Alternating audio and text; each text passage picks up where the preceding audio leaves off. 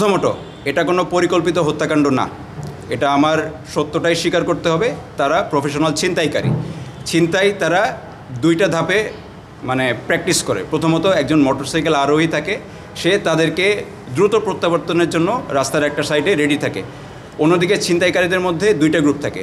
একটা গ্রুপ অস্ত্র ব্যবহার করে মানুষের মধ্যে ভীতির সঞ্চার করে, আরেকটি গ্রুপ তাদের কাছ থেকে মালামালগুলো জব্দ করে। তো ভীতির সঞ্চার যে করছিল মানে এটা অত্যন্ত মর্মান্তিক।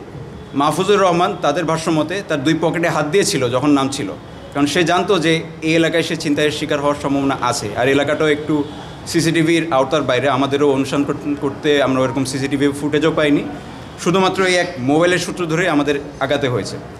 তো সার্বিকভাবে তারা যখন কারো কাছ থেকে অর্থ বা মোবাইল বা মূল্যবান জিনিসপত্র আদায় করতে না পারে, তারা কোনো বাজ বিচার ছাড়া তাদেরকে জখম করে।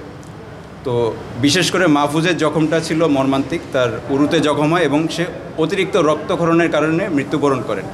এলাকাটা যেহেতু একটু অন্ধকারাচ্ছন্ন, ওইখানে তাকে রিকভার করার মতো মানুষ ছিল না, স্বাভাবিক মানুষের যাতায়াত একটু কম। তো তারা যেহেতু ম্যাক্সিমাম সময়ে ছিনতাইকারীরা মাদকাসক্ত থাকে, কোনো বাজ বিচার ছাড়াই যেহেতু মাহফুজুর রহমান একটু প্রতিহত করছিল, তাকে সেখানে তারা সরাসরি সুইচ গিয়ার দিয়ে আহত করে। একই সাথে তারাও এটা নিয়ে সম্পূর্ণ নিশ্চিত ছিল না যে তারা এটা করছেন কিনা। যে মোবাইল চক্রের মূল সিন্ডিকেট রাকিব, উনি এই সত্যটা নিশ্চিত করেন যে মাজার বস্তিতে আসার পরে আমাদের কাউসার আহমেদ পলার যিনি আছেন, তার বাম হাতে রক্ত ছিল এবং তারা 1 গ্রাম পানির বালতি তাদের কাছ থেকে চান একটা অজ্ঞাত স্থানে, তারা ওই সময় ফ্রেশ হয়ে নেন। আমাদের যেই মূল মানে জখমকারী রাশেদের যেই জামাকাপড়গুলো যে ব্যবহার করেছিল সেগুলো একটা গোপন স্থানে রেখেছিল, যেগুলো আমরা উদ্ধার করি।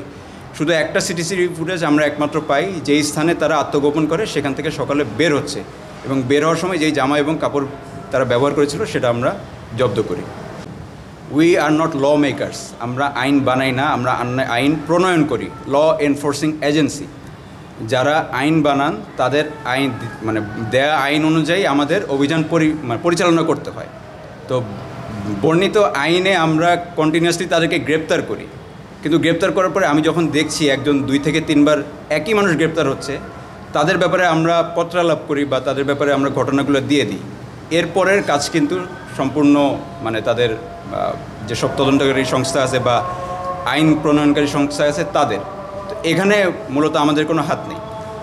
আইন প্রণয়নকারী সংস্থাদের আরেকটা সমস্যা যে প্রথাগতভাবে একজনকে আইনের আওতায় আনতে হলে তার বাবা হওয়ার কারণে দেখা যায় যে অধিক বিলম্বের কারণে একসময় তারা এই ছিনতাইকারীদের পরিচয় না পাওয়ার কারণে ছেড়ে দেন। তো এটা একটা বলা যায় যে মানে সর্ট অফ আমলাতান্ত্রিক জটিলতা আর কি।